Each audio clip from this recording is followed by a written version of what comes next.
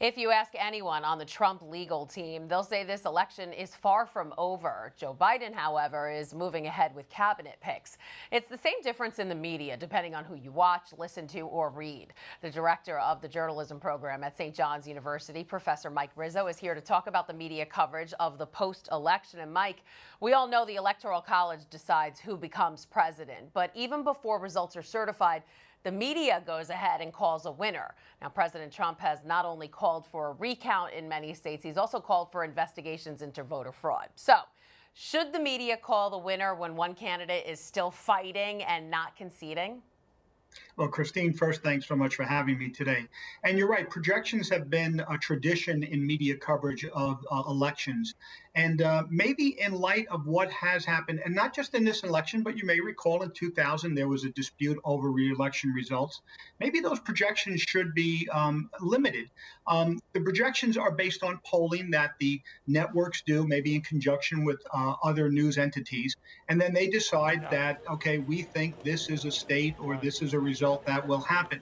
For the most part, it does, but perhaps it should be more judicious for the media to wait until the state actually decides what to announce as the result. I guess especially when it gets so close in some of these states. Now, some are openly criticizing the media's coverage of the post-election right now, including, of course, President Trump. Over the weekend on Twitter, he accused the media of being as corrupt as the election.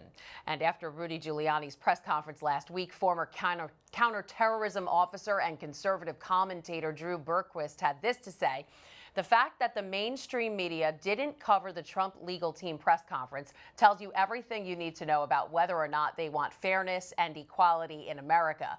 No level-headed American would watch that, hear the examples, and then say they don't have concerns." So, are journalists asking the questions the American people need the answers to, or are they just focusing on the theatrics of the event? You know, there was a lot of talk about Giuliani sweating, but was there enough coverage on what actually happened in court?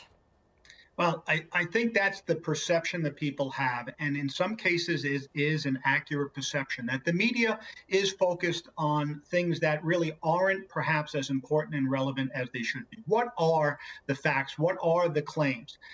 Words matter, for instance. I'm concerned when a reporter says out of his or her mouth that these are baseless claims by the president, or for that matter, anyone else.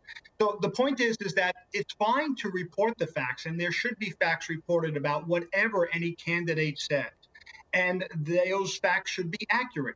But leave the claims of what's baseless and not to commentators, to experts, to analysts who are not necessarily journalists, but are people who then examine what's going on, and different perspectives of people who find them baseless and maybe not so baseless should be presented to audiences so news consumers can make up their own mind.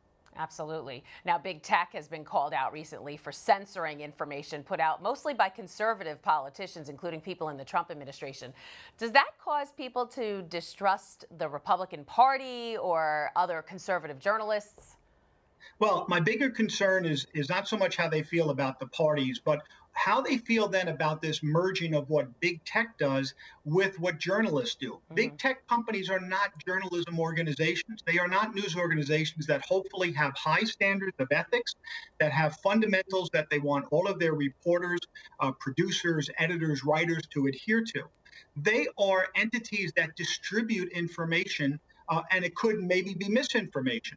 So the point is, what are their codes in terms of deciding who gets limited in what they can say and who doesn't? Absolutely. A lot to think about. Mike Rizzo, St. John's University professor, thanks for being here with us. Thank you, Christine.